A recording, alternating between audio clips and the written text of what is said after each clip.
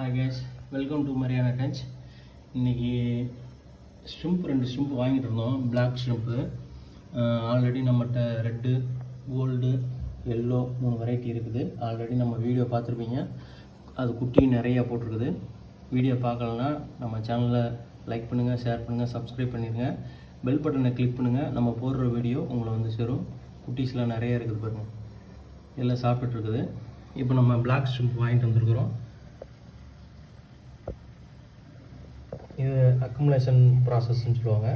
அதாவது நம்ம தண்ணி டெம்பரேச்சருக்கு அந்த 2 ஃபிஷ்ஷையும் செட் பண்ணுறது. இப்படி ஒரு டியூப் எடுத்து முடிச்சு போட்டு இந்த மாதிரி விட்டுட்டிங்கன்னா அது ட்ராப்பாக விழுகும்.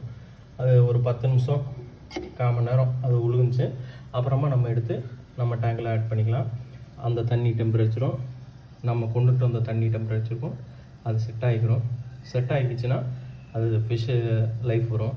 இப்போ நீங்கள் கொண்டு வந்தோன்னா பாக்கெட்டை ஓப்பன் பண்ணி உள்ளே ஊற்றுனீங்கன்னா உள்ளே இருக்க ஃபிஷ்ஷும் செத்துரும், நீங்கள் வாங்கிட்டு வந்த ஃபிஷ்ஷும் செத்துரும்.